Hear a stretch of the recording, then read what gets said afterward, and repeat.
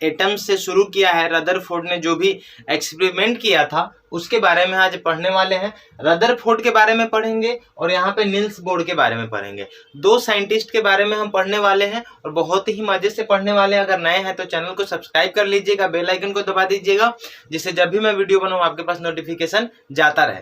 तो कहने का मतलब ये है कि आप ध्यान से सुनिएगा कि रदरफोर्ड जो थे उन्होंने क्या किया था, एक प्रयोग किया था जिसको क्या बोलते हैं, स्वर्णपत्री प्रयोग बोलते हैं। ठीक है, क्या कहते हैं, स्वर्णपत्री प्रयोग किया था। ये क्या है स्वर्णपत्री प्रयोग, इसके बारे में हम जानने वाले हैं। इसका दूसरा नाम अल्फा पार्टिकल्स स्कैटरिंग एक्सपेरिमेंट भी इसको क्या करते हैं, बोलते हैं, अल्फा पार्टिकल स्कैटरिंग एक्सपेरिमेंट। ठीक है, अब एग्जाम में क्या पूछ सकता है कि स्वर्णपत्री प्रयोग किसने किया था, तो आप याद रखिएगा रदरफोर्ड ने, या पूछेगा अल्फा पार्टिकल्स स्कैटरिंग एक्सपेरिमेंट किसने किया था। तो ये बात आपको क्लियर हो गई। इन्होंने क्या किया था, एक सोने का परत लिया था। ठीक है, इन्होंने एक सोने का परत लिया था और इस पे अल्फा पार्टिकल से क्या किया था, प्रहार करवाया था। मतलब इस पे क्या किया था, इसका रेज इस पे डलवाया था। तो क्या क्या हुआ था उसके बारे में हम आपको बता रहे हैं। देखिए, पहले आप याद रखिएगा कि अल्फा पार्टिकल का जो फॉर्मूला होता है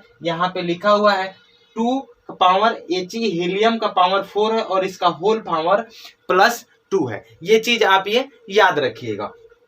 अब दूसरा बात क्या याद रखना है, इन्होंने क्या किया था, लगभग 20,000 अल्फा पार्टिकल से इस पे क्या करवाया था, प्रहार करवाया था।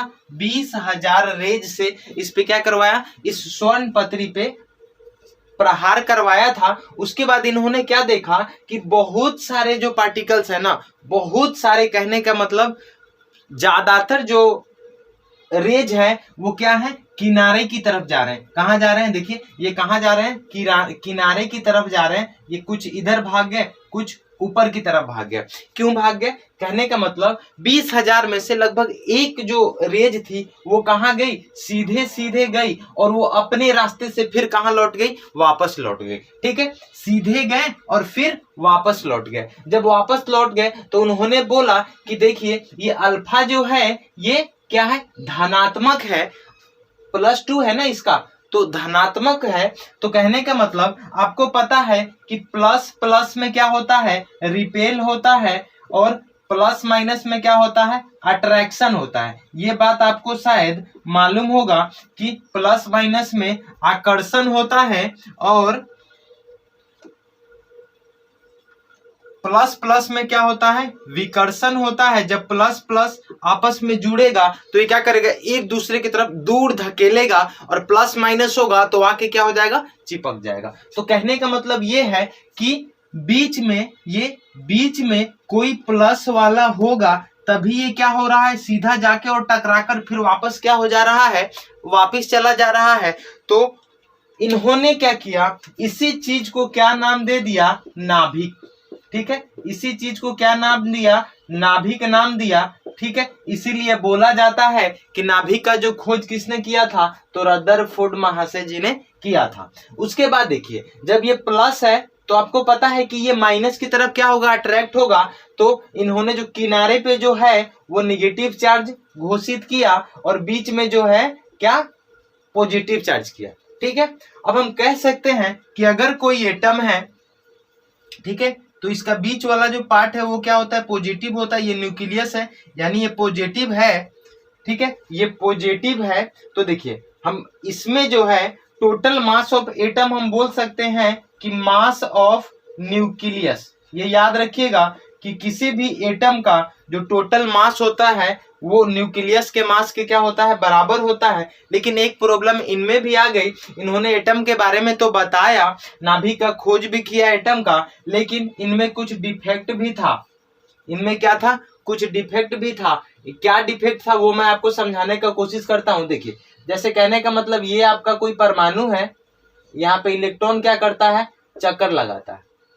ठीक है, कोई चीज अगर चक्कर लगाएगा तो एक समय ऐसा आएगा कि ये क्या होगा, चक्कर काटते काटते इसका एनर्जी क्या होगा, लूज होगा और ये आकर क्या हो जाएगा, न्यूक्लियस में गिर जाएगा। लेकिन आपको पता है कि एटम जो होता है वो स्टेबल होता है। तो स्टेबल जब होता है तो ये जब ये इसमें गिर जाएगा तो पूरा का पूरा एटम क्या हो जाएगा, खत्म हो जाएगा। लेकिन एटम जो क्या होता है, स्टेबल होता है। तो ये जो है स्टेबिलिटी ऑफ एटम जो है इन्होंने क्या किया, डिस्क्राइब नहीं कर पाया, स्टेबिलिटी ऑफ एटम। तो याद रखिएगा कि रदरफोर्ड का जो डिफेक्ट क्या था, दोष क्या था, तो स्टेबिलिटी ऑफ एटम, इन्होंने स्टेबिलिटी ऑफ एटम को डिस्क्राइब नहीं कर पाया। तो उसके बाद क्या हुआ कि आए नील्स बोर महाशय जी, ये 1913 में आए और इन्होंने ऑर्बिट और सेल यानी कक्षा और कोश का खोज किया।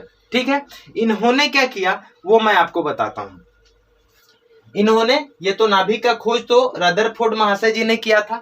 इन्होंने बोला कि जितने भी इलेक्ट्रॉन जो होते हैं ना, अपने एनर्जी के हिसाब से कक्षा का चुनाव करते हैं। क्या बोले, एनर्जी के हिसाब से क्या करते हैं, कक्षा का चुनाव करते हैं, कक्षा का चुनाव करते हैं। कहने का मतलब कि जिसका, मान लीजिए किसी का 15 जूल है, किसी का 20 जूल है, किसी का 30 जूल है, ये मैं ऐसे समझाने के लिए आपको बता रहा हूं। तो ये जो है उसके हिसाब से ये क्या करते हैं, अपने कक्षा का 15 जूल है तो पहला, 20 जूल है तो दूसरा, 30 जूल है तो तीसरा। मतलब ऐसे कहने का मतलब कि आप समझ पा रहे हैं कि ये जो है ना अपने एनर्जी के हिसाब से कक्षा का चुनाव करते हैं। इसका जो क्षमता होगा जितने जूल का, वो इलेक्ट्रॉन उस एनर्जी वाले में चक्कर लगाएगा, इसका जितना होगा उस एनर्जी वाले में चक्कर लगाएगा। दूसरा इन्होंने क्या किया, तो कहने का मतलब आपको पता है कि सर्कुलर मोशन में, वृत्तीय जब गति होती है तो वर्क जो क्या होता है, उसमें वर्क जो होता है वो 0 होता है, काम नहीं होता है। वर्क जो होता है, अगर मान लीजिए कोई आदमी है, यहां से घूमते घूमते घूमते घूमते फिर यहीं पे आ गया, ठीक है, तो आप बोलोगे कि वो काम किया है, नहीं, यहाँ पे काम क्या हो गया, फिर 0 आ गया, क्योंकि वो जहां से गया था फिर वहीं पे आ गया। तो आपको पता है कि वर्क जो है एनर्जी के क्या होता है, डायरेक्टली प्रोपोर्शनल होता है, समानुपाती होता है। अगर वर्क 0 है तो एनर्जी भी क्या होगा, 0 होगा। तो इलेक्ट्रॉन जो चक्कर लगा रहा है उसका तो कोई काम ही नहीं हो रहा है, तो जब काम नहीं हो रहा है तो एनर्जी भी उसमें खत्म उसका नहीं होगा। इसी की वजह से इन्होंने, नील्स बोर ने क्या किया, स्टेबिलिटी ऑफ एटम को डिस्क्राइब कर दिया। तो इसका ये डिफेक्ट था रदरफोर्ड का, और नील्स बोर ने इसको एक्सप्लेन कर दिया। नील्स बोर, आपको क्या क्या याद रखना है कि ऑर्बिट और सेल का खोज किसने किया, स्टेबिलिटी ऑफ एटम को किसने डिस्क्राइब किया, एक्सप्लेन किया, तो नील्स बोर ने एक्सप्लेन किया था। इन्होंने बताया कि इलेक्ट्रॉन जो है अपने एनर्जी के हिसाब से कक्षा का चुनाव करते हैं। तो आपको, आई थिंक आपको ये दोनों चीज क्या हो गई, समझ में आई होगी। तो मिलते हैं अपने नेक्स्ट वीडियो में, आज के लिए इतना ही, बाय बाय, टेक केयर।